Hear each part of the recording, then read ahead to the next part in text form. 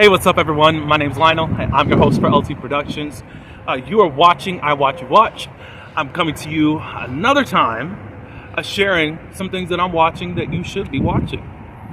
I'm right back here with Diarra from Detroit.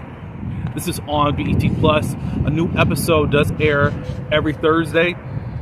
I don't know if it's at midnight or 6 o'clock in the morning, but at least by that time, the next episode does shoot out. This week, you're getting a double feature. I will be reviewing both episodes 2 and 3.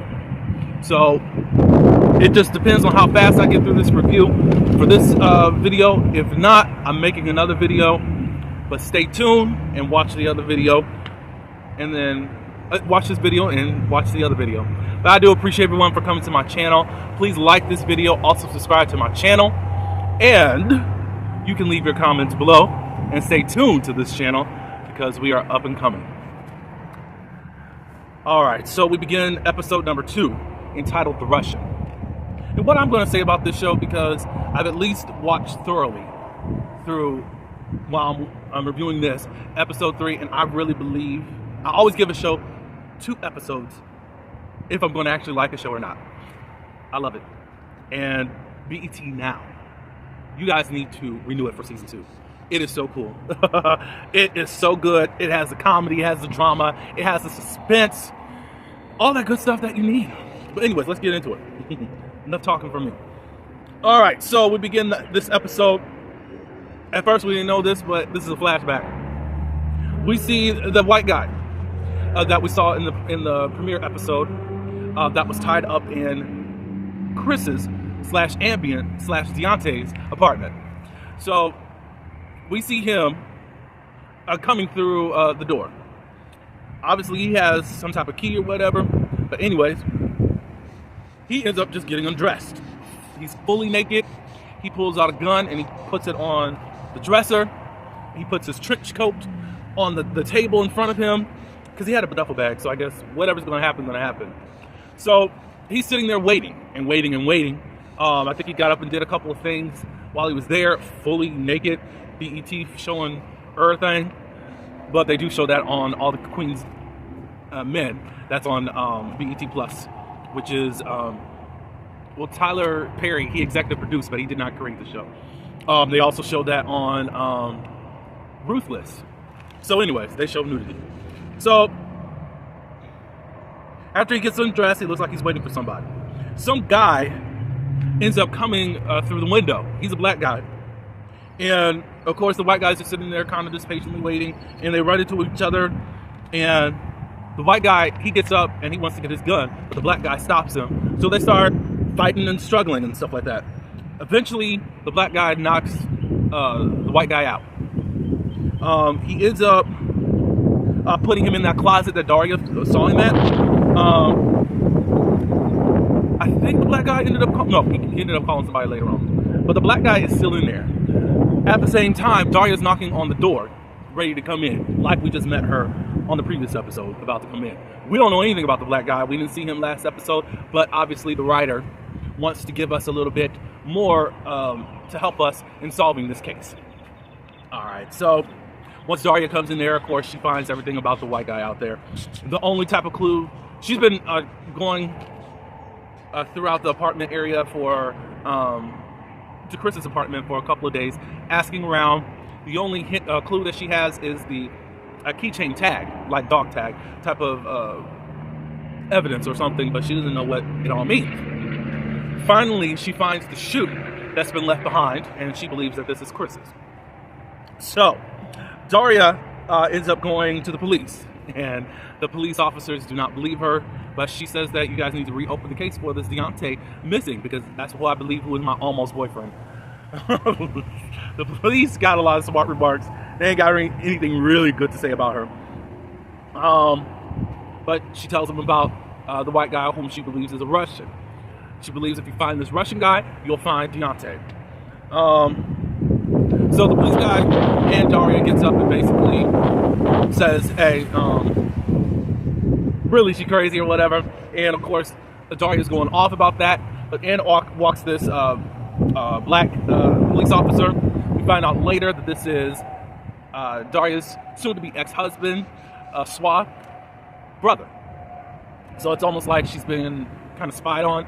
She doesn't really like that, but he was really trying to talk to her like, I know that you're going through a hard time with divorce, and we're here for you in that way. At this point, a lot of people are treating Daria like she's crazy and doesn't know what she's talking about. So Daria ends up going to school, I guess it may be the next day or whatever, and Swa shows up. Swa is Morris Chestnut. I don't remember if I told you in episode 1, but yeah, he's on this show. I say, yeah, go ahead, Morris Chestnut. Shout out to you. Basically, he wants to know, did she get the papers, which are the divorce papers? And she ends up saying, yes, I did. We find out that Daria, from Swa's perspective, is that she abandoned the marriage. She felt a certain type of way when Swa wanted to open up the marriage. She felt like it was hard to hear, hurtful, and offensive. And basically, Swa was like, this was supposed to be open dialogue, and you went silent on me. You gave it the silent treatment for 3 months. Daria feels like he was already cheating since he wanted to bring that up. Swa says he was not cheating, and basically tells her, sign the papers so we can be done with it. Now, I kind of feel like Daria needs to take a step back. I mean, this is a shift for her, because either she can try to fight for her marriage, or actually possibly move on with this Chris guy if she ever finds him. So she's really at the, is it the fork in the road? I think that's the saying, but she's at a crossroads as to what's going on.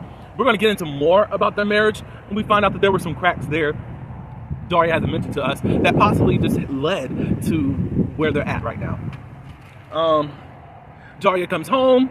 She's on the phone with Aja, and basically she's talking about trying to find some more clues about the Russian, and then all of a sudden she sees some people in her home, but Aja's already there. For whatever reason, she didn't let her know.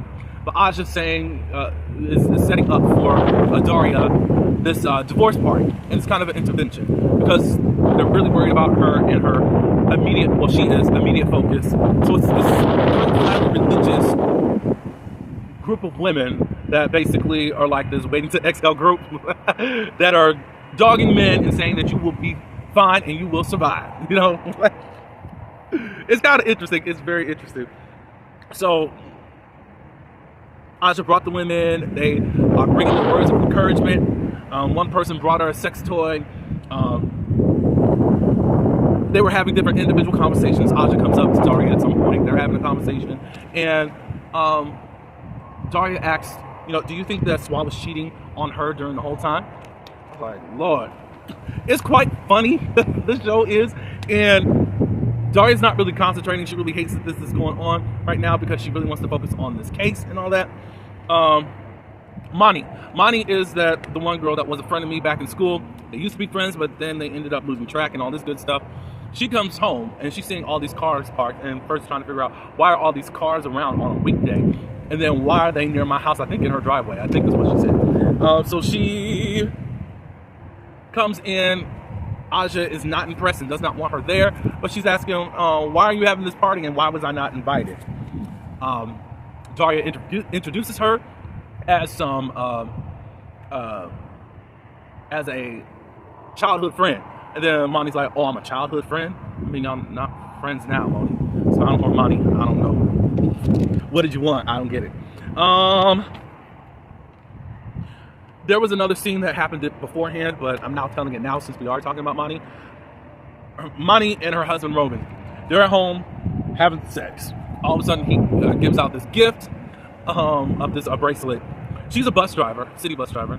So she's on the bus, and we run into this old guy who is Raj from What's Happening, or if you ever watched Everybody Hates Chris. I don't know what character he played over there right now, but anyways, he's on there. We find out later, I think in the next episode, like he's some type of professor. But anyways, he's asking her, oh, this is a nice bracelet, because it looks like Mani is trying to flash it a little bit. And he said, well, what did your husband have to do to make him have to buy this bracelet? And it's like, oh, So is this dude cheating on you, Monty? We're gonna find out in a few minutes what's going on with him.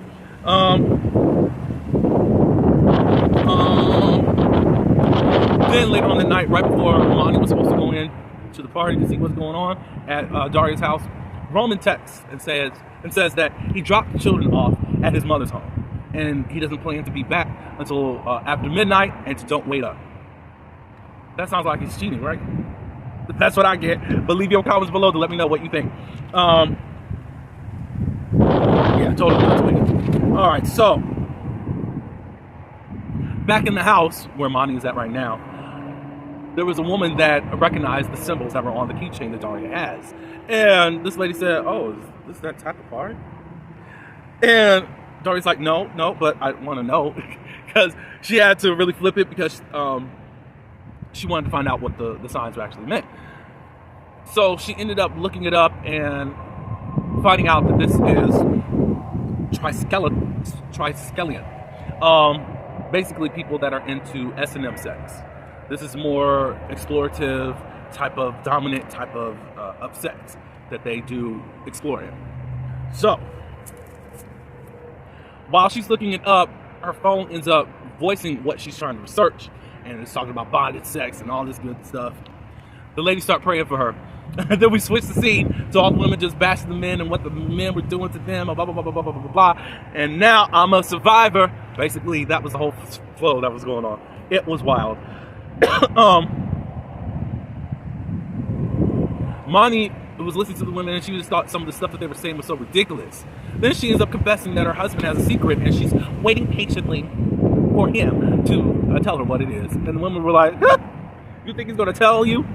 Well, my husband had a secret that he had a meth problem, one of the ladies said, and he would go to a hotel room to get high, and he was sleeping with 40 women. That sounds a lot like one of the running mates down here in Florida. Whoever the writer of this show, did y'all get that from? That candidate? I forgot his name right now. But basically, the reason that we got the governor that we do have down here in Florida is because the other guy got caught up in all of that drugs. I think it was meth. Or it could have been crack or something like that. But he was caught in a similar situation with some guys. I think they were escorts. And we find out, well, he ended up confessing that he's bisexual. So on the Tamron Hall show. So anyways, basically Daria is bored and says, "Look, this is all I got, really. I don't have anything else for you guys. Let's go. Let's get out of this situation." Because she ends up telling them about Deontay Brooks, and they're really not that interested and think that she's odd. She feels like she needs to solve this case, and really she wants to find Chris so that she can see if she can actually have a future with this guy. I said, that is so futuristic. You slept with him once, and you are tied to him in such an interesting way. It's so weird. So weird. After she just says, "Look, we done. I'm done." She meets up with her guy friend Reggie, and they try to find the sex shop that carries this type of keychain that she has, or symbol, whatever you want to call it. Token. It's called a token. Never mind. So they're having a little conversation. Asked him, were you into toys? And Daria said no. She feels like they got the tools that they needed. If they need anything extra, that's not really for her. And Reggie called her plain Jane. And then the topic came up, and you think that that's probably why Swat cheated? Reggie said, well, this is coming from a single person, that's all. He was saying, it could have just been sex, and being tied down to one person may not have been his forte as far as getting to some type of sexual pleasure. Whatever, but it's coming from a single person. I'm not saying that singles cannot offer advice. However, if somebody who's married, I wouldn't give that type of advice. Even if I just had one partner, probably not, Daria ends up calling a sex shop, and they said, because she wanted to see if you have any of these symbols left, and they said, well, we're about to close because we're about ready to have this event. And that strikes a chord in Daria, and her and Reggie go. All right, so they're at this event now, and it looks like some type of party raid that's happening. Daria and Reggie, they split up. He goes to the club part. Daria ends up going into this other place because she has the actual symbol of where she is introduced to the BDSM type of situation. She's seeing this guy getting whipped and is tied up and all this good stuff, and we find out that it's the Russian that was in Chris's apartment. So Diana finds the Russian, and they talk. She ends up taking this pill, probably like ecstasy or something, and she's tripping off of it, and she's having the time of her life. It's like she's letting go of her inhibitions and just feeling the music and talking with him. She wants to get some information out of him, so she's going in and out, I won't say of reality, but now in that buzz type state that she's in. She starts talking about Chris, and he's asking, well, why are you stalking your almost boyfriend that does not want to be found? And he says, you need to master the art of rebirth. She talks a little bit about divorcing. So she ends up trying to get more truth out of him. So they play a game of two truths and one lie. He says that he does his best work nude, and he's in this country illegally. She don't know if it's the truth or if it's false. However, she really didn't buy into it, I guess, a little bit later on. Reggie, on the other hand, has met a guy who is a DJ. Reggie, one, is handsome, really handsome. The other guy was cute, but Reggie got it going on. Anyways, they end up going, Diarra and the Russian guy end up going into another room. And she's seeing all the tools to get, bounded up. She said, one thing that's not going to happen with you being white, you're not going to be whooping me. She's black, So, a woman dominatrix comes in and basically takes over and tells the Russian to go do what he do in obedience to what happens with the BDSM. Daria's kind of feeling herself and feeling a vibe with this dominatrix, and she's touching her with the leather and all that good stuff. She's just being explorative tonight. So she's figured out that the Russian's just full of ish. So she goes to confront him and says, you're full of ish, da-da-da-da-da. And she had been seeing him on the phone and wondering who is he talking to and all that good stuff.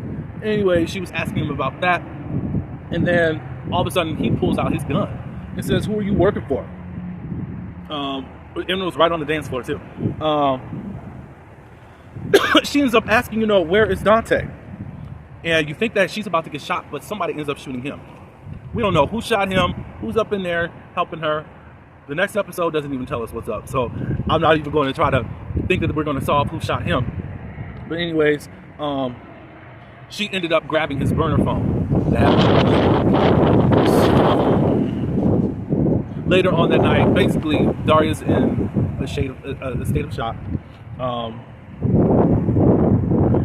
We get a flashback of October 3rd, 1995, the day that Dante Brooks goes missing. I want you guys to do your homework and actually give me a comment. Google what happened on the day of October 3rd, 1995 in real time. It's something that I'm going to connect in the next episode of what was going on in real time. But let me know, give me your comments below. Again, that's October 3rd, 1995. Ask Google what happened, and then put your answers below. We see the mom and Deontay. She's having a hard time keeping a hold of him because he's a busybody right now. We find out through camera footage that Vonda Brooks, who is Deontay Brooks' mom, the child was missing. And it took her 23 minutes to start looking for her. She's been the #1 suspect because they feel like she let her child be taken away. Next episode, we're going to find out what the next is. I'm enjoying this show. Hopefully you are enjoying this recap and you are watching. Hopefully you go on and subscribe, to BET Plus if you don't have it. But whatever. Look for the new episodes. I'm loving it. Let me know how you are enjoying it. But that's all I do have for this recap and re-episode. Yes, stay tuned for episode 3. And until the next one, peace.